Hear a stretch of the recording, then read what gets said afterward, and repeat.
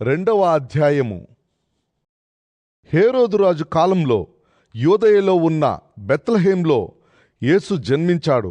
ఆ తరువాత జ్ఞానులు కొందరు తూర్పు దిక్కు నుంచి జెరూసలేంకు వచ్చి ఇలా అన్నారు: యూదులకు రాజుగా జన్మించినవాడు ఎక్కడ ఉన్నాడు? తూర్పున ఆయన నక్షత్రాన్ని మేము చూశాం, ఆయనను ఆరాధించడానికి వచ్చాం. ఇది విని హేరోదు రాజు అతడితో పాటు జెరూసలేం వాళ్ళంతా కంగారు పడ్డారు. అతడు ప్రజల ప్రధాన యాజులను, ధర్మశాస్త్ర పండితులను అందరినీ సమకూర్చి, అభిషిక్తుడు ఎక్కడ పుట్టవలసి ఉంది అని వారిని అడిగాడు. వారు అతనికి ఇలా జవాబిచ్చారు: యూదియాలో ఉన్న బెత్లెహేములో ప్రవక్త రాసిందేమిటంటే, యూదా దేశంలోని బెత్లెహేం, యూదా పరిపాలకులలో నీవు దేనికి తీసిపోవు, ఎందుకంటే నీలో నుంచే నా ప్రజలైన ఇశ్రాయేలుకు కాపరిగా ఉండే పరిపాలకుడు వస్తాడు. అప్పుడు హేరోదు ఆ జ్ఞానులను రహస్యంగా పిలిపించి ఆ నక్షత్రం కనిపించిన కాలం వారి మూలంగా తెలుసుకున్నాడు. తరువాత వారిని బెత్లెహేంకు పంపిస్తూ, ఆ పిల్లవాడి కోసం బాగా వెతకండి. నేను కూడా వెళ్ళి ఆయనను ఆరాధించేలా మీరు ఆయనను కనుగొన్నాక నాకు వచ్చి చెప్పండి అన్నాడు. రాజు చెప్పినది విని వారు బయలుదేరారు. తూర్పున వారికి కనిపించిన నక్షత్రం వారికి ముందుగా పోతూ ఆ శిశువు ఉన్న స్థలానికి పైగా నిలిచింది.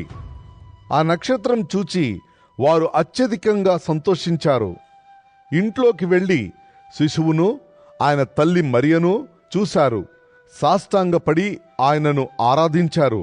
తరువాత నిధుల పెట్టెలు విప్పి ఆయనకు బంగారం, సాంబ్రాణి, బోళం కానుకలుగా అర్పించారు. హేరోదు దగ్గరకు తిరిగి వెళ్ళవద్దని కలలో హెచ్చరిక విని వారు వేరే దారిన పడి స్వదేశానికి వెళ్ళిపోయారు. వారు వెళ్ళిన తరువాత ప్రభు దేవదూత ఒకడు యోసేపుకు కలలో కనబడి ఇలా అన్నాడు: హేరోదు ఈ శిశువును చంపడానికి అంతటా గాలిస్తాడు. లేచి శిశువును ఆయన తల్లిని తీసుకొని ఈజిప్టుకు పారిపో. నేను మళ్ళీ నీకు చెప్పేంత వరకు అక్కడే ఉండు. కనుక యోసేపు లేచి రాత్రికి రాత్రే శిశువును, ఆయన తల్లిని తీసుకుని ఈజిప్టుకు తరలి వెళ్ళాడు. హేరోదు చనిపోయే వరకు అక్కడే ఉండిపోయాడు. ఈజిప్ట్ నుంచి నా కుమారుణ్ణి పిలిచాను అని మునుపు ప్రభువు ఒక ప్రవక్త ద్వారా పలికించాడు. ఈ మాట నెరవేరేందుకే ఇది జరిగింది. ఆ జ్ఞానులు తనను నవ్వుల పాలు చేశారని గ్రహించి హేరోదు అత్యంత ఆగ్రహంతో మండిపడ్డాడు.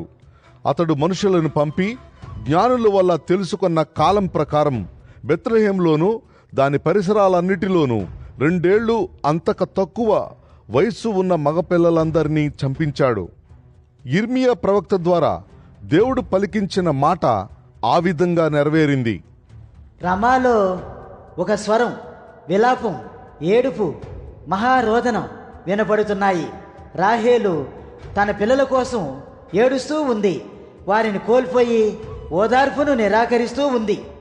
హేరోదు మృతి చెందాక ప్రభు దేవదూత ఒకడు ఈజిప్టులో కాపురం ఉన్న యోసేపుకు కలలో కనిపించి అన్నాడు: ఈ పిల్లవాడి ప్రాణం తీయాలని చూచేవాళ్ళు మరణించారు గనుక లేచి పిల్లవాణ్ణి ఆయన తల్లిని తీసుకొని ఇశ్రాయేల్ దేశానికి వెళ్ళు.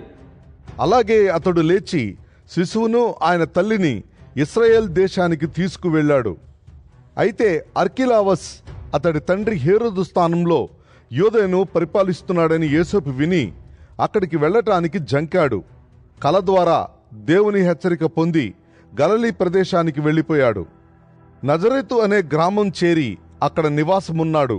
యేసును నజరేయుడంటారు అని ప్రవక్తల మూలంగా వచ్చిన మాట నెరవేరేందుకు ఈ విధంగా జరిగింది.